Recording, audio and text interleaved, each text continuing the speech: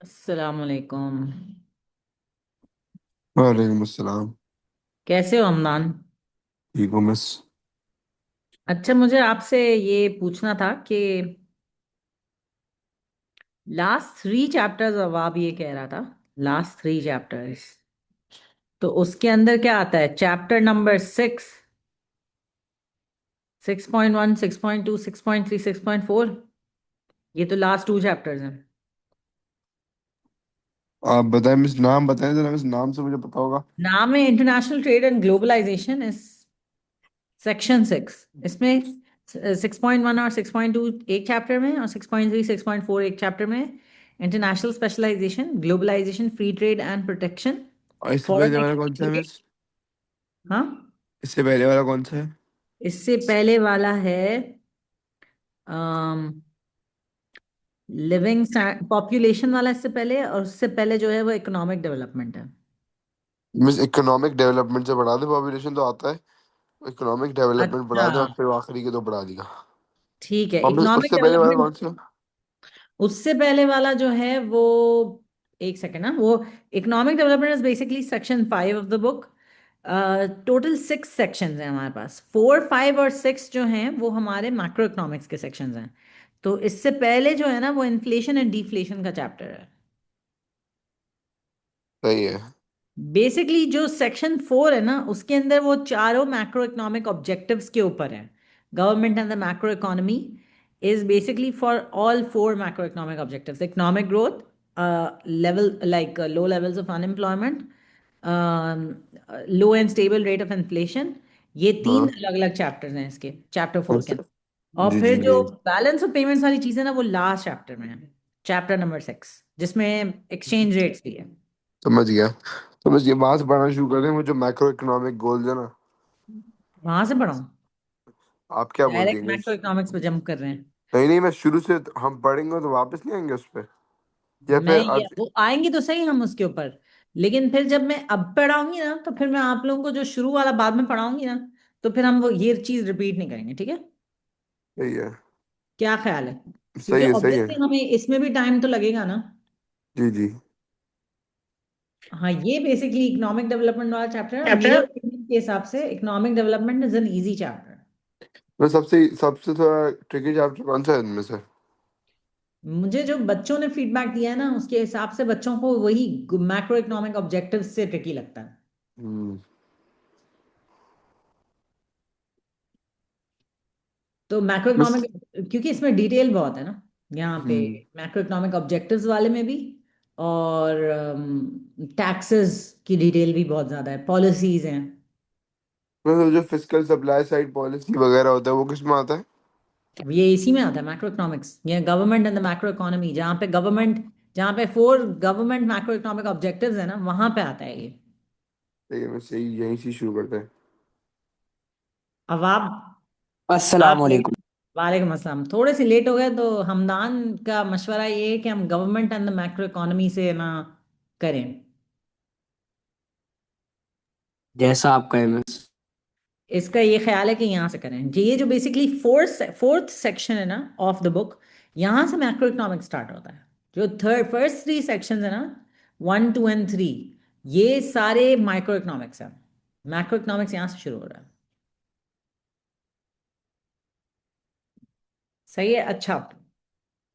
So the role of government, and then there are the macroeconomic aims of the government. So ये जो role of the government है, this इस पे कोई सवाल नहीं है पास पेपर में। सही है।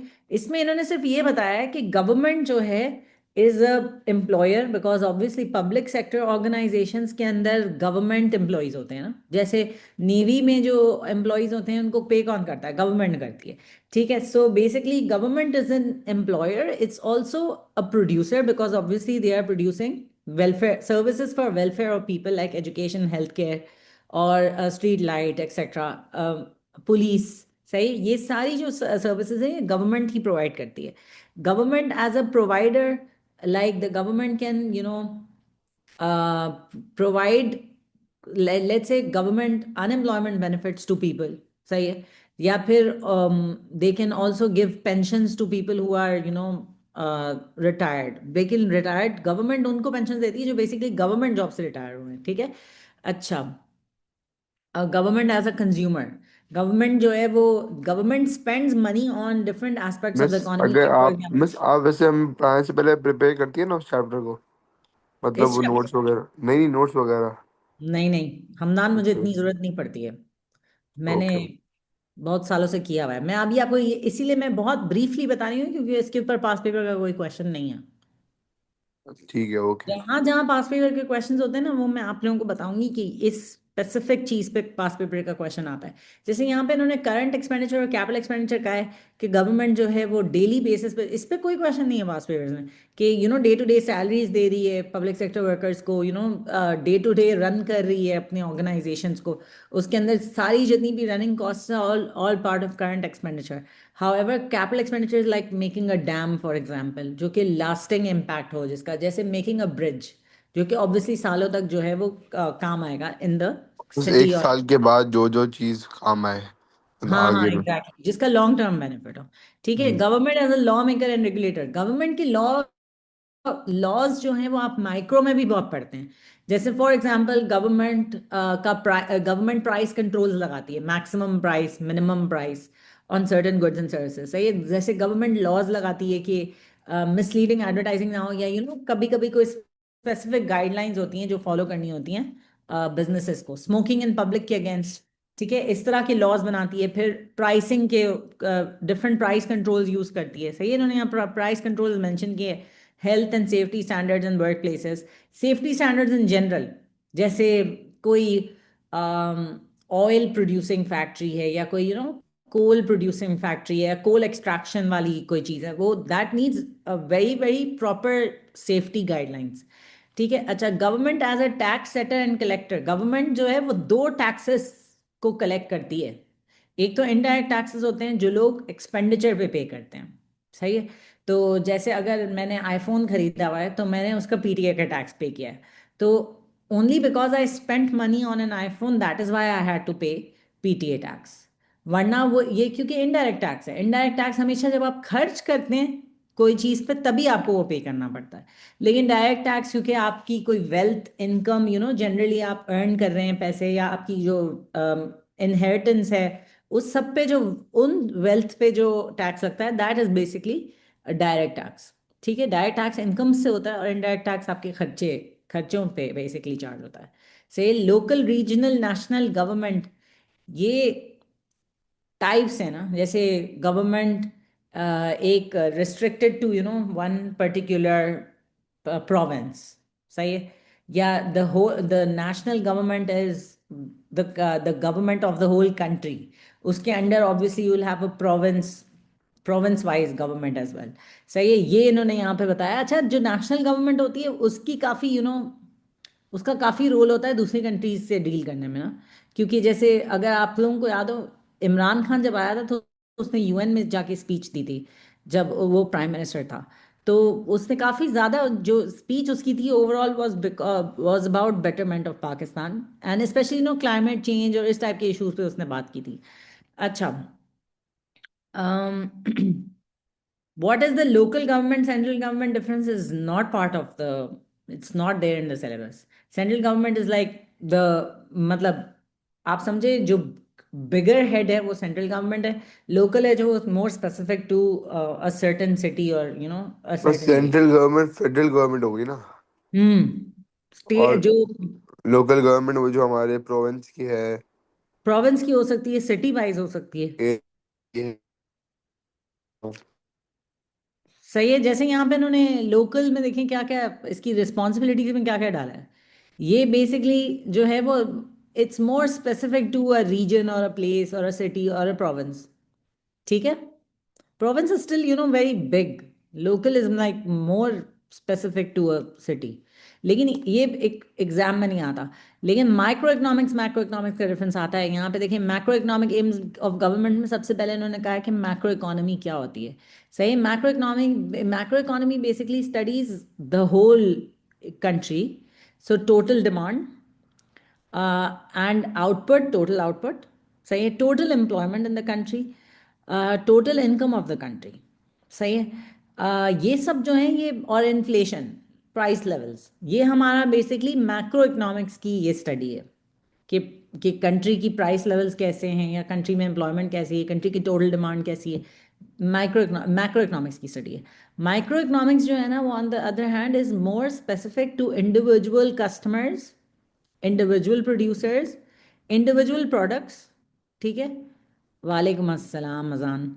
अच्छा, इंडिविजुअल प्रोडक्ट्स या individual groups of workers, like groups, different different workers हो सकते हैं ना, जैसे टीचिंग प्रोफेशन में सारे टीचर्स हैं as workers, but then you can have different types of groups of workers. ठीक है, so those are basically part of micro economics. ठीक है। अच्छा, micro economics and macro economics are closely related, क्योंकि मैंने अगली बार पिछली क्लास में आपको बताया था ना कि demand for one product is micro economics, but then demand for all the products मिला के सारी is part of macro economics. सही है। अच्छा, ये इन्होंने यहाँ पे यही बात कही है कि दे आर क्लोजली रिलेटेड। सही है।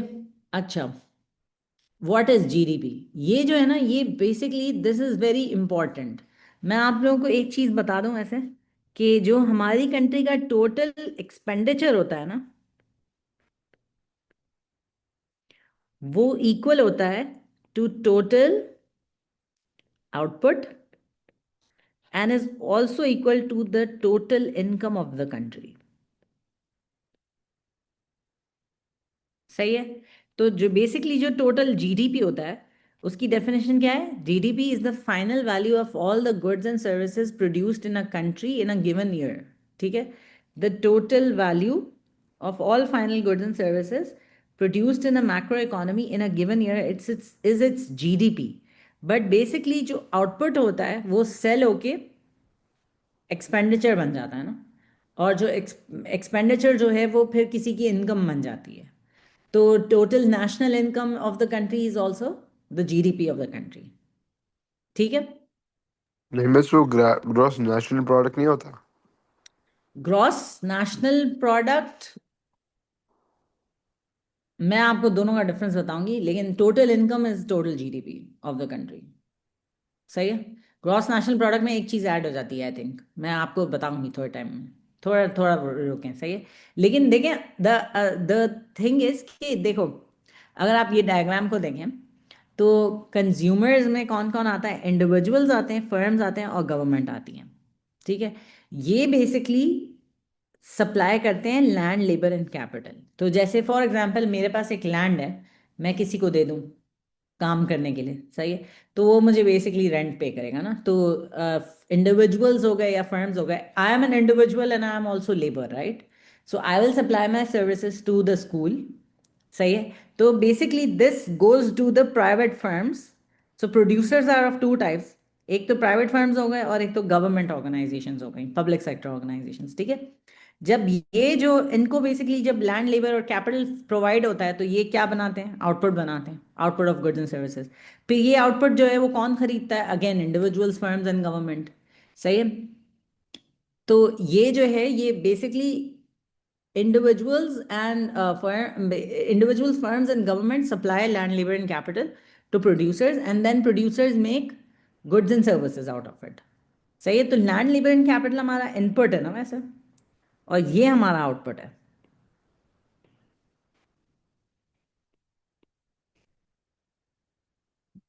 अच्छा, फिर हमारे जो हाउस होल्ड होते हैं, जो वही individual, consumer, firms and government, ये खर्च करते हैं गुड्स एंड सर्विसेज पे। जब ये गुड्स एंड सर्विसेज पे खर्च करते हैं, तो obviously producers get the money, right? They basically give reward to the factors of production. Land का रिवॉर्ड क्या है? रेंट। लेबर का रिवॉर्ड क्या है? वेजेस। और कैपिटल का रिवॉर्ड इंटरेस्ट है। तो और जो भी, टैक्स भी देते ना? हाँ, कौन टैक्स देते हैं? वो जो प्रोड्यूसर जिनको प्रॉफिट कमाते हैं, वो हाँ, इनकम पे टैक्स देते हैं फिर अपनी। इनकम पे टैक्स भी देते हैं, और जैसे जहां से आपने इनपुट लाया है उसको आप रिवॉर्ड भी देंगे ना, फैक्टर ऑफ प्रोडक्शन को। सही है। तो यहाँ पे बेसिकली अगर आप ये देखें, total income, national income and total output and total expenditure, all of them are should be the same. सही है। रियलिस्टिकली अगर सेम नहीं भी होंगे, लेकिन अजम्पशन, क्योंकि इकोनॉमिक्स में हम जो है वो बहुत बहुत रियल होके नहीं चल सकते ना, मतलब रियलिस्टिकली मसले हो सकते हैं इसके अंदर। हो सकता है ये तीनों वैल्यूज सेम ना हो। सही है, वैल्यू वाइज कह रही हूँ, कैलकुलेशन में। लेकिन कॉन्सेप्ट ये है कि एक बंदा जो खर्चा करता है वो दूसरे बंदे की इनकम बनती है। समझ आया?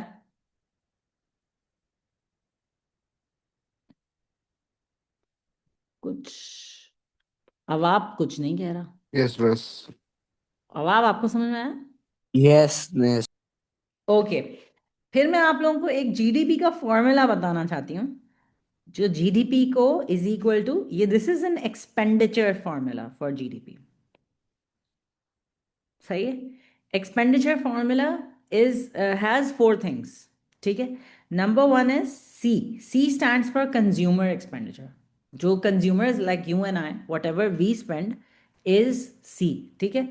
Plus I is investment expenditure. ठीक है। Investment expenditure, investment is done by firms, right?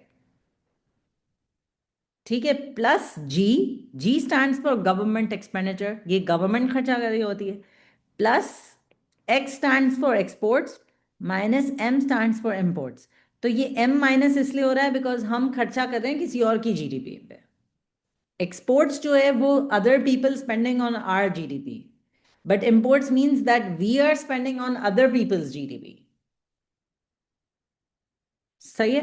तो ये जो बेसिकली जो एक्स है वो तो obviously is part of our GDP, but M is not part of our GDP. The spending of money on other people's products, like other countries' products. X exports है और M imports है। M imports है।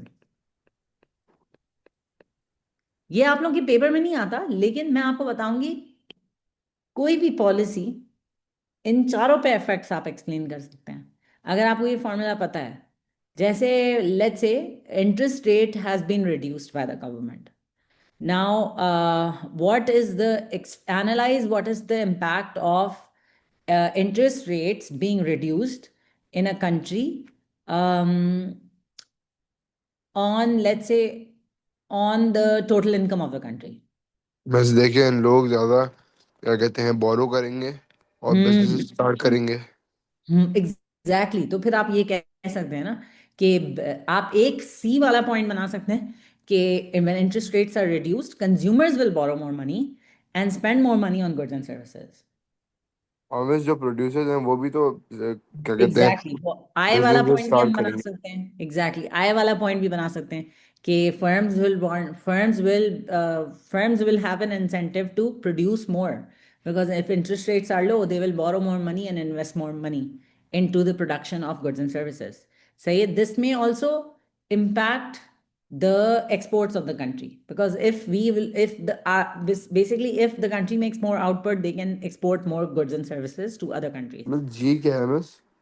जी बेटा government expenditure है। सही है। So if you guys see the macroeconomic aims, the total expenditure or demand in an economy is therefore the sum of the following: consumer expenditure on consumer goods and services, investment expenditure by firms on machinery and other capital equipment to be used in the production of other goods and services.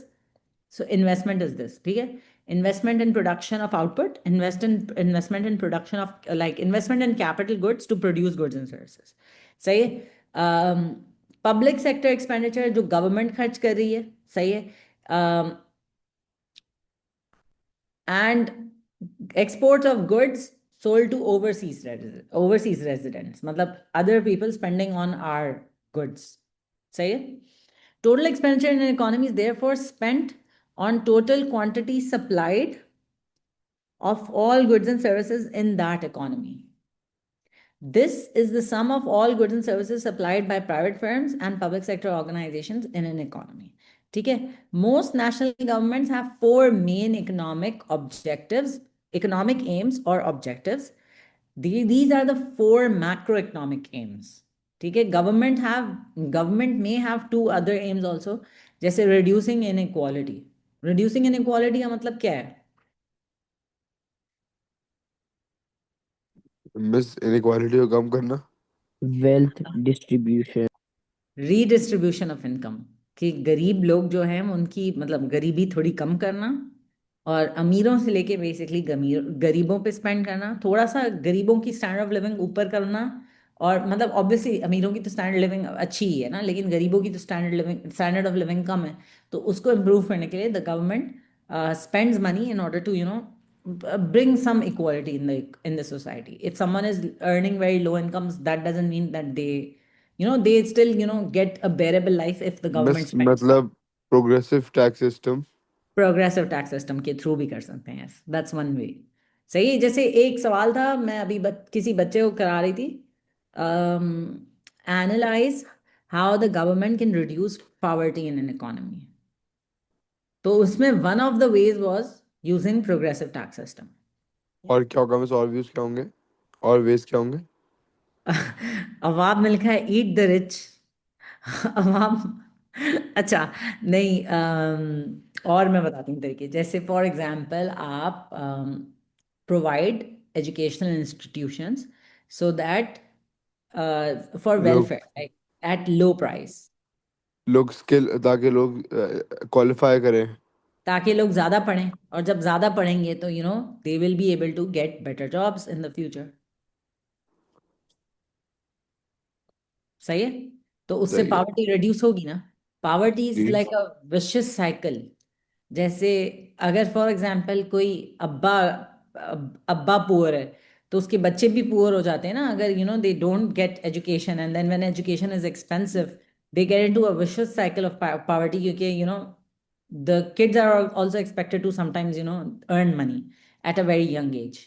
But then if the government gives them free education, and good education, not just education but free education that can help them get good jobs, ठीक है? So then they'll be able to end up in and sorry, they'll end up in good jobs, and then they'll be able to earn more money, right? So that basically reduces their poverty. सही है। अच्छा, economic growth का मतलब होता है कि GDP बढ़ जाए ओवर टाइम। सही है। Total output and income of the national economy and increased standards of living. जब इनकम बढ़ती है तो स्टैंडर्ड ऑफ लिविंग बढ़ता है, ये फॉर श्योर है इकोनॉमिक्स में। ये पता है ना आप लोगों को। जी बस। सिर्फ लेकिन इनकम एक फैक्टर नहीं है, और क्या फैक्टर्स हो सकते हैं जो स्टैंडर्ड ऑफ लिविंग को अफेक्ट करते हैं?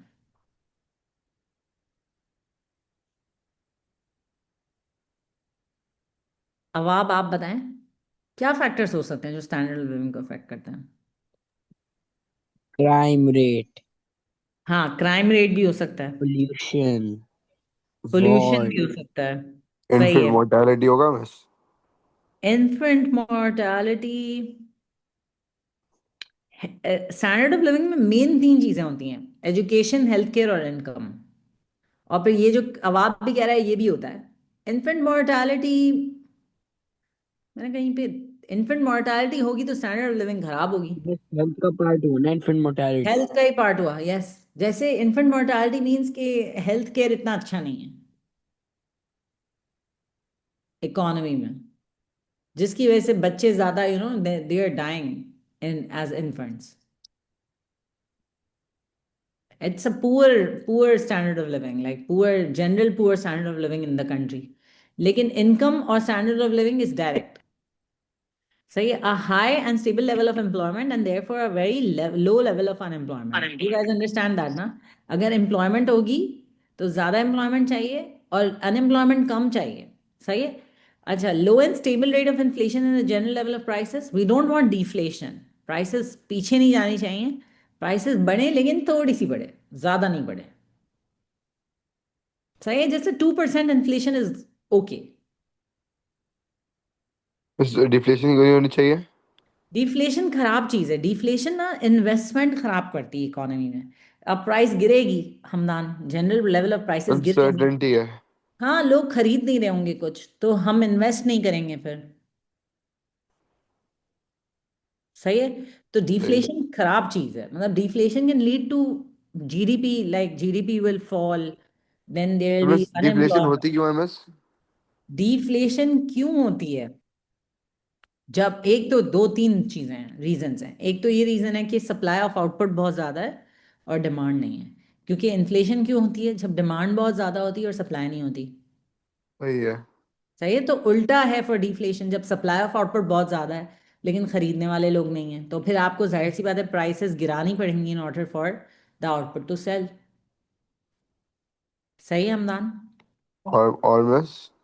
और जब डिफ्लेशन जो है वो एक कंटिन्यूअस हो जाती है ना, जब प्राइसेस गिर रही होती हैं, गिर गिर गिर गिर के, तो आप तो एक तो सप्लाई ऑफ आउटपुट बेचने के लिए आपने प्राइसेस गिराई, फिर ये कि ना लोग जो हैं वो प्राइसेस के और गिरने की एक्सपेक्टेशन लगाते हैं, which impacts the consumer expenditure. People, when they don't spend money, producers also have a very negative outlook of that situation, because when consumers are not spending money, producers will not invest money in the economy.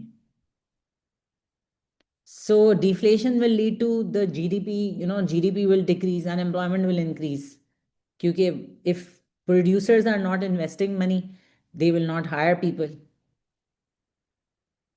सही है, समझ आया हमनान।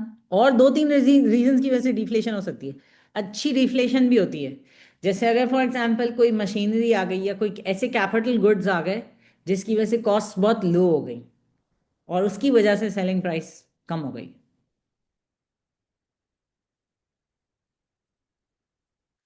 समझ गया मैं। Okay.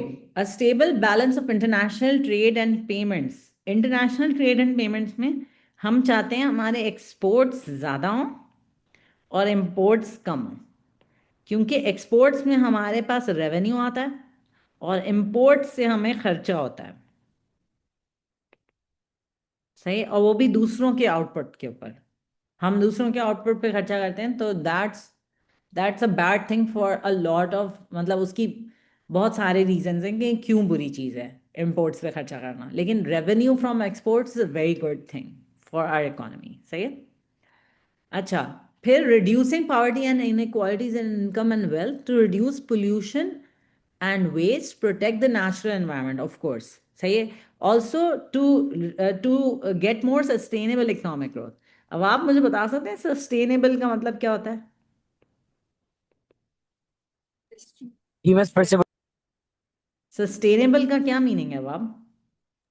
इसके इस तरीके से इस्तेमाल हो कि जो आगे फ्यूचर जनरेशन है उनके लिए भी प्रिजर्व। माशाल्लाह, very good, the right answer. Actually देखें, हमेशा एक डिबेट होती है ना कि हम अपनी नेचुरल रिसोर्सेज को अभी पूरी तरीके से यूज कर लें या नहीं। सही है। Will it be good for the economy to use all of their natural resources, और ऐसे बहुत सारे क्वेश्चंस हैं, जैसे for example discuss whether if whether increase in the extraction of gold will be beneficial for the economy.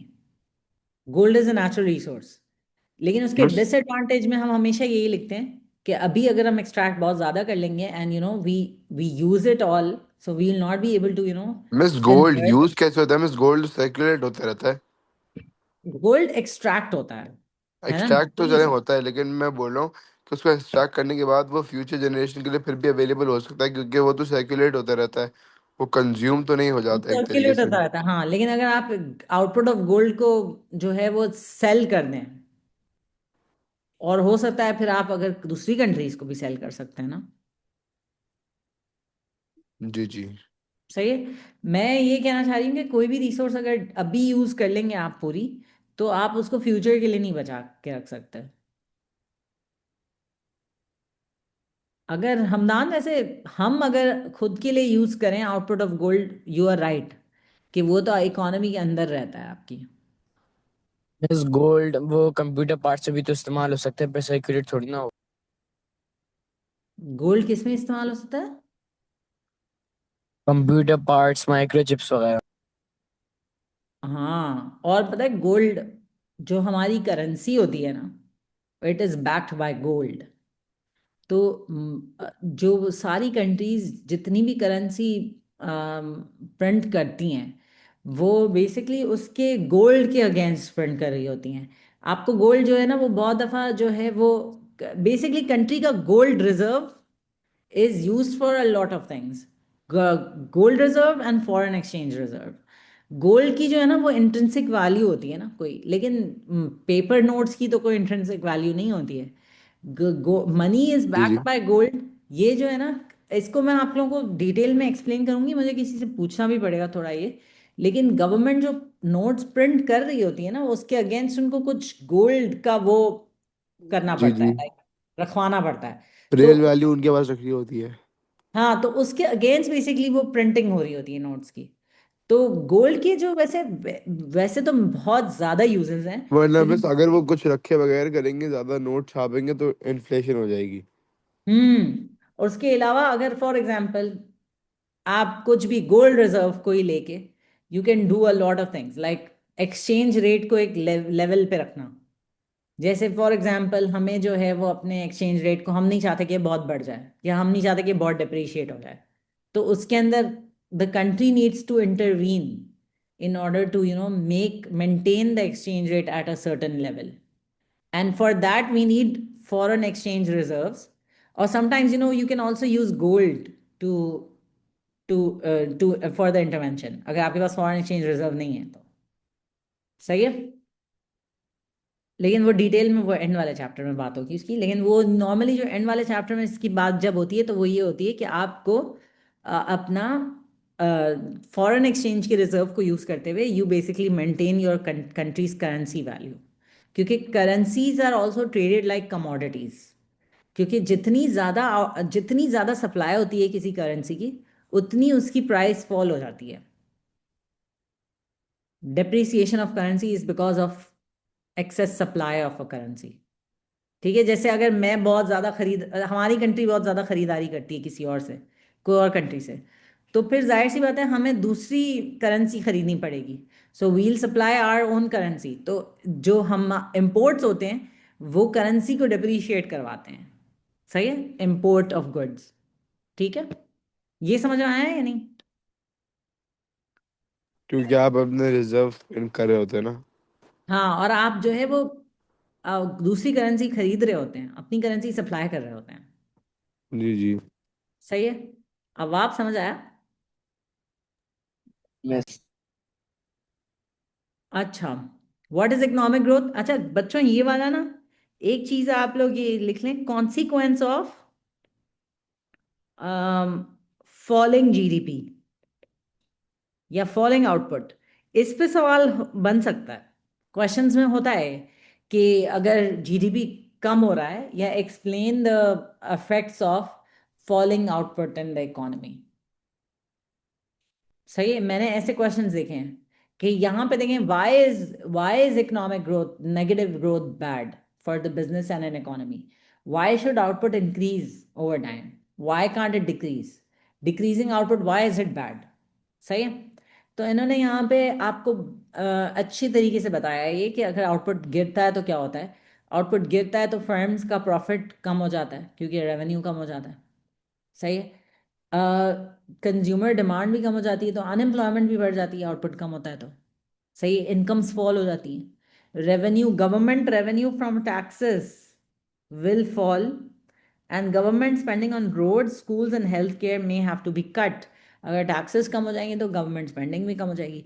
इसके अलावा business opportunities कम हो जाती हैं, एंटरप्रेन्योर्स इन्वेस्ट नहीं करना चाहते हैं। सही है, प्रोडक्शन इतना बढ़ती नहीं है। सही है, variety of goods and services कम हो जाते हैं अगर आउटपुट कम हो जाता है तो। सही है, तो that is why all of these reasons are important, because these basically are reasons कि हमें इकोनॉमिक ग्रोथ कम होती भी नहीं नहीं अच्छी है। सही है, एक कंट्री के लिए। Why aim to control economic growth? जो सस्टेनेबल इकोनॉमिक ग्रोथ होती है वो हमें लॉन्ग टर्म के लिए फायदा देती है। जो इकोनॉमिक ग्रोथ बहुत ज़्यादा output, if we make it right now, we might not able to help the future generations, जो कि अब आप में भी कहा, और एंड दैट इज़ ट्रू। सही है कि अगर आप बहुत ज़्यादा रिसोर्सेज अभी यूज़ करेंगे, so you don't know about the future generations कि उनको आप जो है वो रिसोर्सेज, उनके लिए जॉब्स और आउटपुट और मतलब वो सब होगा या नहीं। ठीक है, एम्प्लॉयमेंट वगैरह होगी या नहीं। ठीक है, ये देखें, फुल एम्प्लॉयमेंट और low unemployment. Why does the government want low unemployment? एक तो इसलिए कि इनकम टैक्सेस से जनरेट होते हैं। सही है। अनएम्प्लॉयमेंट बेनिफिट्स नहीं देने पड़ते।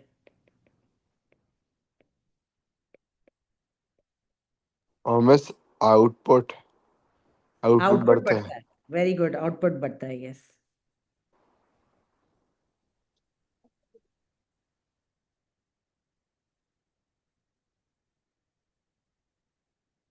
पावर्टी नहीं होती। बेसिक नेसेसिटी सब फुलफिल कर सकते हैं अगर सबके पास, मतलब most people if they have jobs they can fulfil there basic necessities, ठीक है। पॉवर्टी कम होती है मिस, नहीं होती तो कम होती पॉसिबल है। नहीं है ना। कम होती है, मतलब फिर भी वैसी वाली पावर्टी नहीं होती। मतलब एक चीज होती है ना एब्सोल्यूट पावर्टी, कि बिल्कुल ही बेसिक नेसेसिटीज नहीं फुलफिल कर सकता। बिलो द पॉवर्टी लाइन, मतलब जिसको। हाँ, बिल्कुल बिलो द पावर्टी लाइन। उस टाइप की poverty you can minimize it when most people have jobs. Hmm. अच्छा, यहाँ पे उन्होंने कहा है कि government may spend on welfare and social security payments to support unemployed people. ये जो गवर्नमेंट स्पेंड करेगी ये बच जाएगी, बचत हो जाएगी, ठीक है। Taxes on firms and working people may be increase to pay for the additional government spending. This will reduce their disposable incomes and cause demand to fall. Basically ये कहना चाह रहे हैं कि अगर अनएम्प्लॉयमेंट बेनिफिट्स पे खर्चा करना पड़ेगा तो फिर रेवेन्यू फ्रॉम टैक्सेस बढ़ाना पड़ेगा। तो अगर आप अनएम्प्लॉयमेंट बेनिफिट ज़्यादा देना चाहते हैं तो वो उसको फंड करने के लिए आपको टैक्सेस बढ़ाने पड़ेंगे। टैक्सेस बढ़ाएंगे तो डिस्पोजेबल इनकम कम होगी। डिस्पोजेबल कम होगी इनकम तो फिर डिमांड भी कम हो जाएगी, सही है। और बहुत सारे रीजंस है, जैसे क्राइम रेट बढ़ जाता है अगर अनएम्प्लॉयमेंट ज़्यादा होती है, सही है। तो क्राइम रेट बढ़ जाता है। अनएम्प्लॉयमेंट ज़्यादा होती है तो क्राइम रेट बढ़ जाता है। पीपल में also lose their skills. D skill होने का मतलब ये होता है कि आप अपने स्किल्स भूल जाएं, सही है। Why aim to control employment? If a government can reduce unemployment and expand employment opportunities, more people will be in paid work and earning regular incomes. As employment increases, total output will expand, consumer spending will rise. ठीक है, क्योंकि अगर हमारे पास incomes होंगी तो लोग खर्च करेंगे ना, इनकम नहीं होगी तो लोग खर्च कैसे करेंगे, सही है। Why would the government want low and stable price inflation? एक तो इससे रियल इनकम जो होती है ना वो फॉल नहीं होती, सही है। Real incomes don't fall if inflation is low and stable. What does that mean? Let's say my salary last year was 100,000, ठीक है, and this year let's say my salary is 110,000, ठीक है। So this is a 10% rise, right? But let's say prices have increased by 15%. Am I not worse off? Because my salary increased by 10% and the prices of goods and services increased by 15%. जी हाँ। सही है। तो real में मेरी income पता है क्या हुई? अगर उस हम टाइम की 95,000 हो गए। एग्जैक्टली exactly, अगर आप इसको करें ना,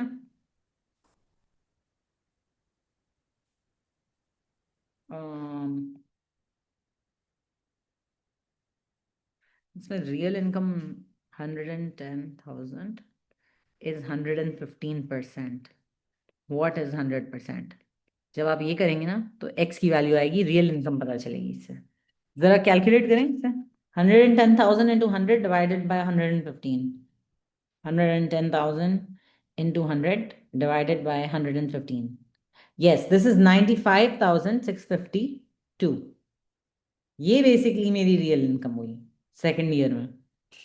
मतलब मेरी इनकम रियल में बढ़ी नहीं है, रियल इनकम जो है वो मेरी फॉल हो गई है इन्फ्लेशन होने की वजह से, सही है। As prices rise, consumers cannot afford to buy many goods and services they did before, so demand and sales fall. This is because rising prices reduce real incomes. ठीक है।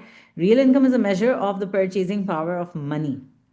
सही है। अगर purchasing power of money basically falls if inflation happens.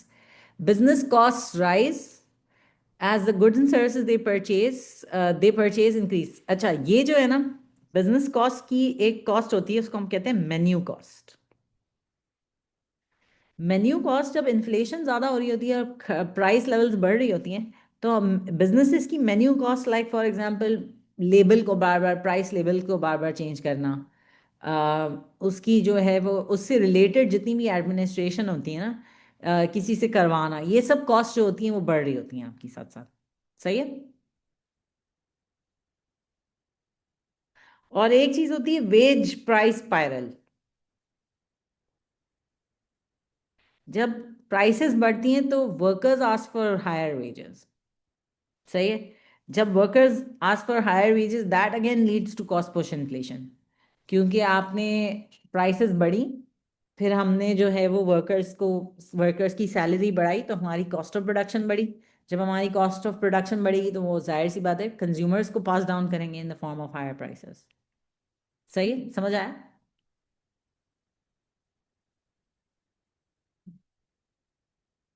एक ये चीज देखें, lenders suffer and borrowers gain. ये तब होगा जब इंटरेस्ट रेट कम होगी ना। जब इन्फ्लेशन होगी तो interest rates in line with inflation नहीं होंगे, let's it not, interest rates का जो पेमेंट है वो इन लाइन विद इन्फ्लेशन नहीं हो। जैसे फॉर एग्जांपल हमदान, मैंने लेट्स से आपको 100,000 रुपीज दिए टुडे, सही, इन टुडेज टाइम।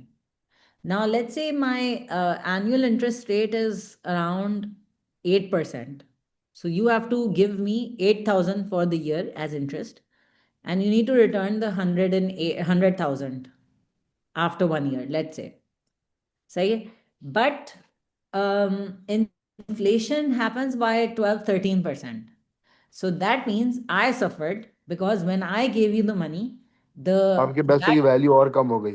exactly जब मैंने पैसे दिए थे तब मेरे पैसे से मैं ज्यादा चीजें खरीद सकती थी। इवन आफ्टर जो आपने इंटरेस्ट के साथ जो पेमेंट मुझे वापसी दी है, उसमें भी मैं उतनी चीजें नहीं खरीद सकती बिकॉज इन्फ्लेशन ज्यादा हुई है as compare to the interest rates. सही है। This is when inflation happens, the जो उधार दे रहा होता है ना वो सफर कर रहा होता है, और जो उधार ले रहा होता है उसको फायदा हो रहा होता है। सही है। Also international competitiveness of exports खराब होती है। अब आप can you explain international competitiveness of exports.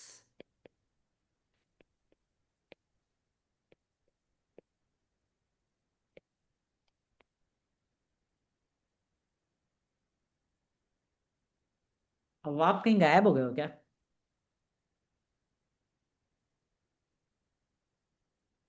चलो हमदान आप एक्सप्लेन कर दें, what does international competitiveness of exports means. International competitiveness of exports, hmm. बस शायद I don't know, international market में सब जो एक्सपोर्ट्स कर रहे हैं शायद उसका कंपटीशन। हाँ, उसका ही कंपटीशन। जैसे let's say India and I, sorry India and Pakistan, I am Pakistan, okay, we are Pakistan, we are exporting rice, hmm. India is also exporting rice, जी। We are suffering from more inflation, India is hmm. Suffering from a lower rate of inflation. So So when these two types of rice will be presented to other people like China, America, ये सारी countries को जब हम present करेंगे ये, तो वो जाहिर सी बात है वो तो पिक वही वाली करेंगे ना जो सस्ती होगी।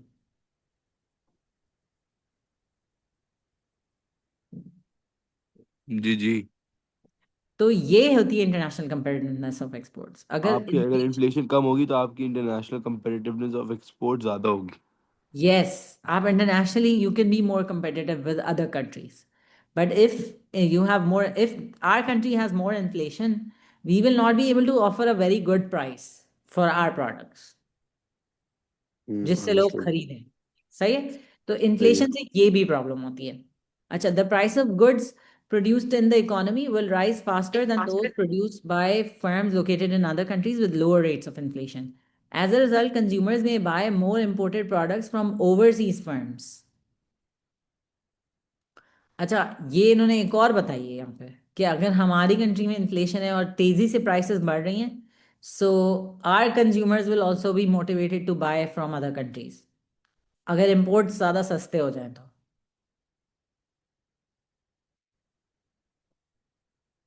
सही है। अच्छा, why aim to control inflation, to in order to in order to for firms to manage their cost, Point number one, for exporters to sell their products overseas and for consumers, especially those on low incomes, to continue buying the goods and services they need and want.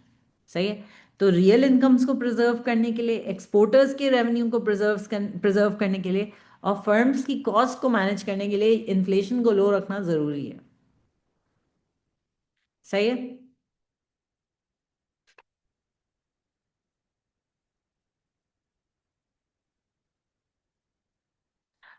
वैसे अवाब आप कहाँ हैं? बस मेरा wifi lag हो रहा है, मैंने सुना नहीं। ओह अच्छा अच्छा अच्छा, ठीक है। मैं बीच में आपको कुछ सवाल पूछ रही थी लेकिन आपने जवाब नहीं दिया, फिर मैंने हमदान से पूछ लिया वो। पूछे, मैं पूछ ले। अच्छा, बैलेंस ऑफ पेमेंट स्टेबिलिटी क्यों चाहिए होती है मैम? एक तो ये कि एक्सपोर्ट माइनस इंपोर्ट करेंगे तो इस ये पॉजिटिव होना चाहिए ना। और अगर ये पॉजिटिव नहीं हुआ तो फिर ये तो मसला है, इसकी पेमेंट हमें करनी पड़ेगी, right? Because obviously we are importing more and exporting less, तो इसका मतलब हम कमा कम रहे हैं, खर्चा ज़्यादा कर रहे हैं दूसरी कंट्रीज के गुड्स पे। तो फिर हमें जो है वो ये we have to fund this payment of imported goods.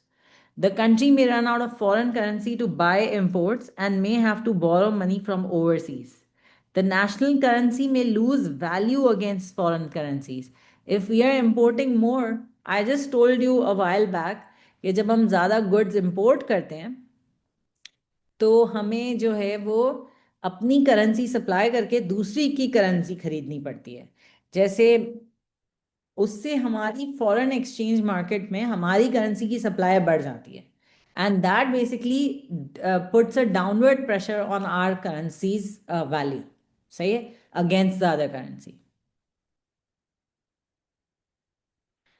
ठीक है, द नेशनल करेंसी में lose value against foreign other foreign currencies, this means it will be worth less than before and this will make imported goods and services more expensive to buy. सही है, also this can lead to inflation. जैसे अगर imported goods महंगे हो गए तो अगर हम रॉ मटेरियल इंपोर्ट करते हैं तो वो भी महंगा हो जाएगा। अगर हम कोई हेल्थ केयर प्रोडक्ट्स इंपोर्ट करते हैं, जैसे फॉर एग्जांपल मशीनरी है, हॉस्पिटल्स में जो मशीनरी लगी हुई होती है मेजरली सारी इंपोर्टेड होती है, तो वो भी ज़्यादा महंगी हो जाएगी ना। अगर हमारी करेंसी डिप्रिशिएट होती है,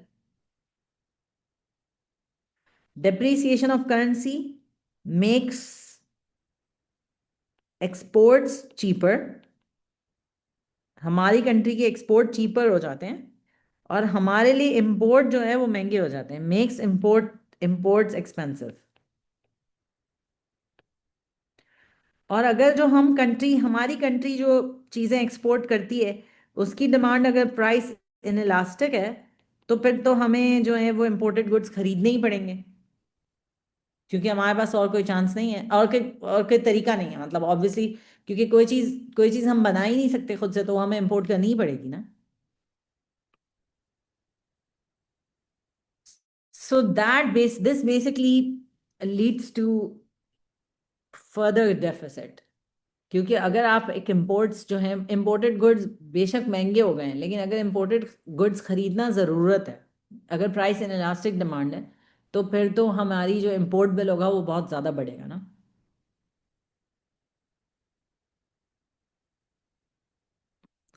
बहुत बोरिंग क्लास है यार ये। वैसे ही इकोनॉमिक्स पता है ना, थ्योरेटिकल है, थोड़ा बोरिंग भी हो जाता है कभी कभी। मैं कोई क्वेश्चन करना है, इससे रिलेटेड कोई क्वेश्चन कर लेते हैं जो आज हमने पढ़ा है वो। बस हमसे पूछिएगा पहले, फिर आंसर। हाँ हाँ, मैं आपसे ही पूछूंगी, आप लोग आंसर मुझे दीजिएगा, ठीक है?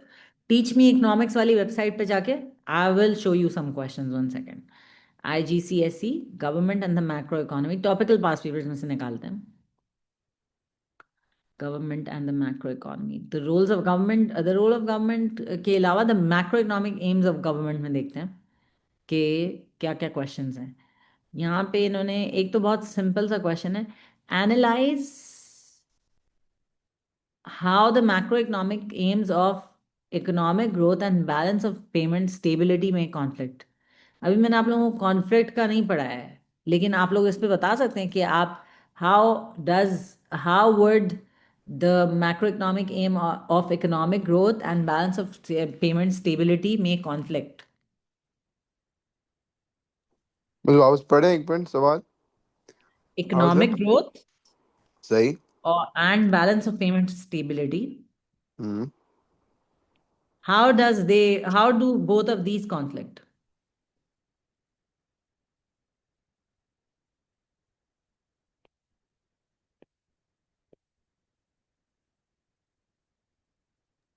मीन्स एक पॉइंट इकोनॉमिक ज़रा। इकोनॉमिक ग्रोथ में शायद एक्सपेंडिचर भी बढ़ता है।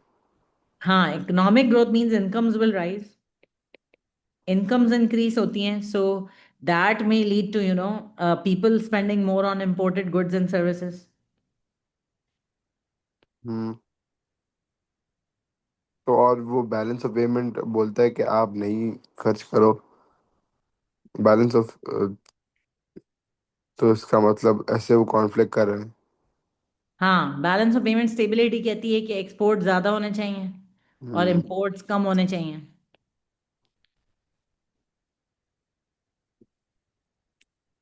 लेकिन अगर लोगों के पास ज़्यादा पैसे होंगे एंड कंज्यूमर एक्सपेंडिचर बढ़ेगा, तो फिर लोग ज़्यादा खर्च करेंगे इम्पोर्टेड गुड्स पे, और जब इम्पोर्टेड गुड्स पे ज़्यादा खरीद खर्च करेंगे तो फिर हमारा बैलेंस ऑफ पेमेंट्स स्टेबल नहीं होगा, नेगेटिव हो सकता है, डेफिसिट में जा सकता है।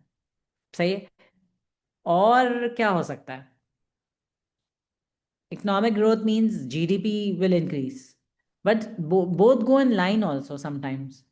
GDP increase can also be exported to other countries, right?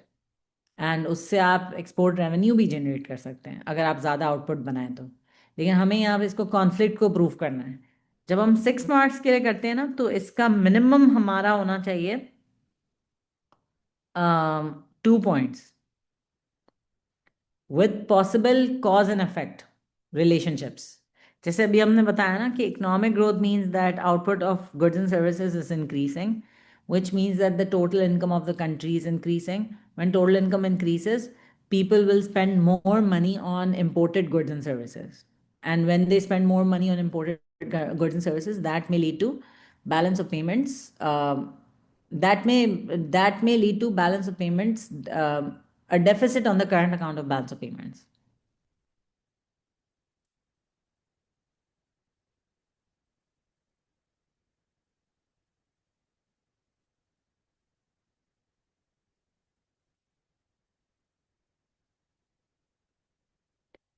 Economic growth means firms are also investing in capital goods.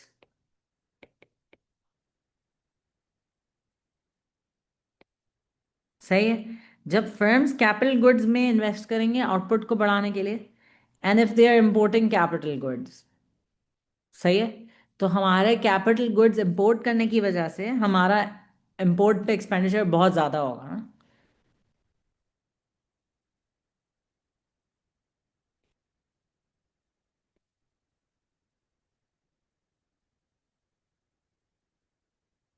सही है। Also some firms may be relying on raw materials from other countries. When economic growth, when there is a macroeconomic objective, when the firms want to increase output, they will need more raw material, and if they have that specific raw material that they buy from other countries, that will increase the imports of raw materials. सही है। सही है। Miss, जी, अब आप बोले, बोलो बोलो।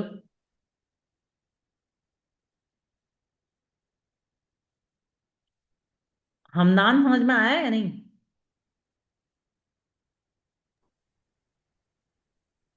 आया आया। सही है। तो इकोनॉमिक ग्रोथ बढ़ाने के लिए हमें है ना इंपोर्ट करना पड़ेगा ना गुड्स एंड हम्म। सर्विसेज।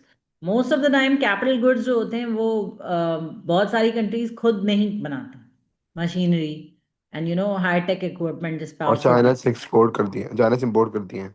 हाँ, इंपोर्ट करती हैं और उसके इंपोर्ट बिल्स बड़े होते हैं, because obviously when you buy machinery that's a big cost. Miss, obviously. जी जी, अब आप बोले। मैं जो आप सवाल करा रही थी उसका आंसर बता दे, मैंने क्लास लीव हो गई थी मुझसे। हाँ, तो मैं जो सवाल कर रही थी वो यही था कि इकोनॉमिक ग्रोथ होती है तो उससे कैसे हमारा जो है वो बैलेंस ऑफ पेमेंट्स स्टेबिलिटी जो है वो कॉन्फ्लिक्ट करती है। मतलब अगर इकोनॉमिक ग्रोथ होगी तो कैसे है ना, हमारी इंपोर्ट ज़्यादा बढ़ जाएंगे और एक्सपोर्ट्स कम हो जाएंगे। सही है, तो economic balance of growth payment तो स्टेबिलिटी मीन्स के बैलेंस ऑफ पेमेंट स्टेबिलिटी का तो मतलब ये होता है ना कि एक्सपोर्ट ज़्यादा हो इम्पोर्ट कम हो। जी। लेकिन दोनों में कॉन्फ्लिक्ट कैसे आ सकता है कि अगर इकोनॉमिक ग्रोथ हो रही है तो कैसे उससे जो है वो इम्पोर्ट्स पे खर्चा भी ज्यादा हो रहा है। एंड इकोनॉमिक हाउ ग्रोथ हो रही है तो फिर हाउ लोगों की, हाउ हाँ बोलो। तो लोगों की इनकम बढ़ी है जिसके से डिमांड बढ़ती है, एम्प्लॉयमेंट बढ़ती है, डिमांड बढ़ती है। तो जैसे जो सामान आप खुद प्रोड्यूस नहीं कर पाते तो आप उसे इम्पोर्ट करना पड़ता है। एग्जैक्टली हाँ। और अगर फर्म्स जो हैं वो इन्वेस्ट करते हैं ज़्यादा on machinery like capital goods, if they want to increase output and firms increase their investment on capital goods, that will also increase the imports. Because capital goods normally जो है वो firms जो है वो दूसरी कंट्री से ही ले रही होती हैं। जी।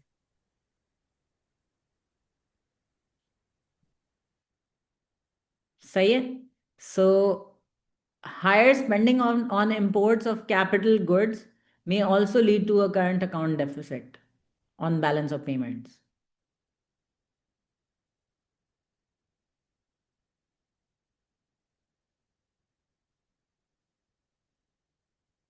सही है बच्चों। मैंने इसको दो उसमें समझाया है, एक तो कंज्यूमर स्पेंडिंग बढ़ सकती है, ठीक है, consumer spending on imported goods and services when consumers are not spending money on domestically produced goods and services। सही है। That leads to a deficit on the current account of balance of payments. Azaan आप हैं यहाँ पे या नहीं है? जी मिस। Also, हाँ, firms may import more raw material and more capital goods in order to produce more goods and services. When the government wants to achieve economic growth and firms want to increase output, they may import more raw materials and more capital goods in order to produce output of goods and services, which will increase the imported imports of the country। सही है। आप लोगों को इसकी marking scheme देखनी है वैसे?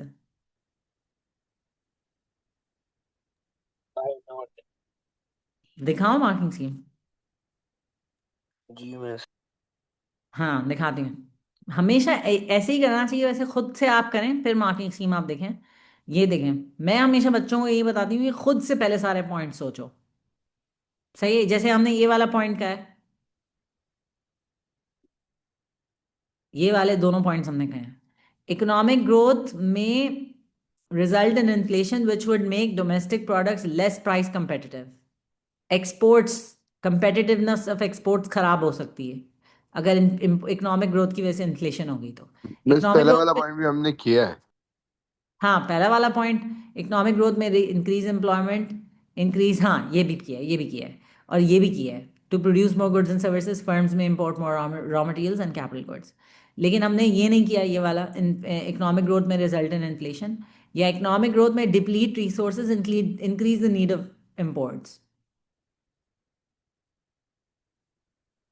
Economic growth may be export led, may be achieved by restricting imports, result in a current account surplus।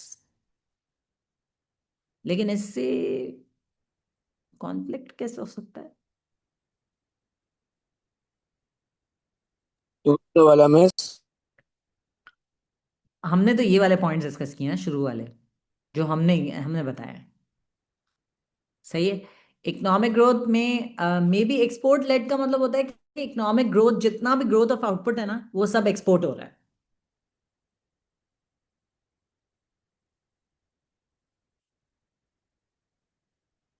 May be achieved by restricting imports, result in a current account surplus। This is not a conflict really, इसमें तो दोनों achieve हो रहे हैं। लेकिन खैर आप लोगों को तो इन पॉइंट्स पे ना वो रहना है, सही है, जो हमने किए हैं। और ऑब्वियसली वो सारे उसमें मार्क्स सारे आ जाते हैं, पता है ना आप लोगों को ये बात? Yes yes yes. Okay good. अच्छा, अब आप minimum 2 points with cause and effect relationships, you have to explain the cause and effect relationships, like why would economic growth lead to higher consumer spending? When economic growth takes place, more people have incomes. सही है? When incomes increase of people, they may want to spend more money on imported goods and services.